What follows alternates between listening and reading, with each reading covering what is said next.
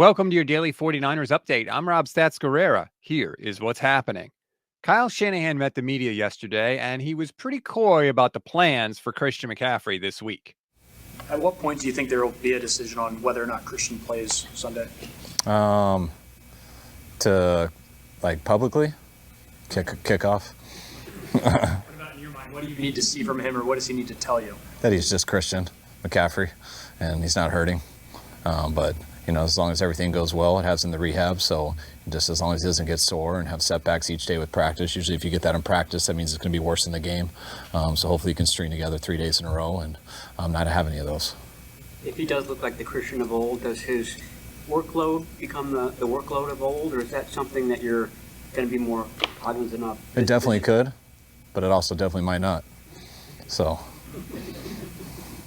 So far, so good with CMC. We'll see how it plays out as practice continues. As for the rest of the injury report, 3 players did not participate. Kevin Givens, groin, Chris Conley, hamstring, and Mooney Ward, of course, dealing with the death of his daughter.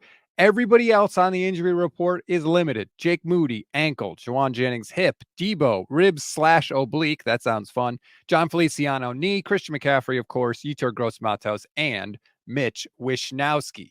Kyle Shanahan, I get it. You're not going to tell us a lot about Christian McCaffrey. Okay, but you had to be pretty pleased with the fact that the Bucs defense went into overtime and was on the field so much, right? Yeah, definitely. I was hoping the rules would change and they could go to double overtime. That's always stuff that, it can be advantage, but I've done it enough that you think it's an advantage and it's a disadvantage. I've been in times where you think the bye week is the rest you need, and you feel rested and stuff, but you just got out of your groove a little bit and you're a little rusty, where teams that are going every single week are kind of in their groove. So I've seen it both ways, but I definitely would take our side over the other. Okay, so if it can go either way, tell us. What about your team this week? Were they dragging or were they happy to be back? I love the feeling usually of a room before you talk after a bye week.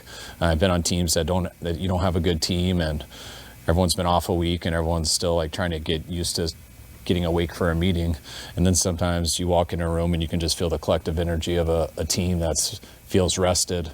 They got away for a little bit and they're excited to be back. They're excited to be around the players, the coaches, and everyone for what's ahead. And that's the vibe I got from our team. I think we got it rested.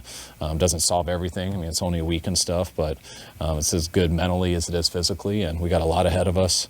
It's going to be a huge challenge, but one that we definitely feel we're capable of and one we're excited and up for. The time is now, boys. You're in a fight the rest of the way. Do you have one more in you, or are you going to go off into that good night? We always give you one thing to read, one thing to watch, and one thing you might have missed. One thing to read on this Thursday. The Athletic has a ranking of the toughest remaining schedules in the NFL, and unfortunately, didn't really have good news for the 49ers. If you want to find out why and how they rank teams, click the link in the description of this episode. One thing to watch, Renardo Green.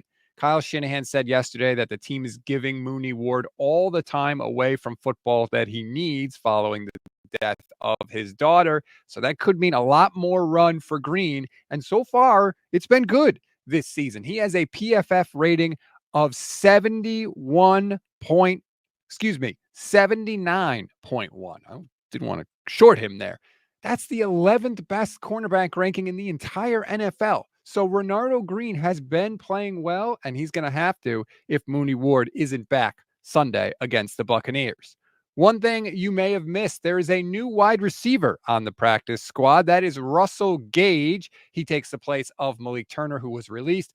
Gage hasn't played in a regular season game in the NFL since 2022 for, ironically, the Tampa Bay Buccaneers.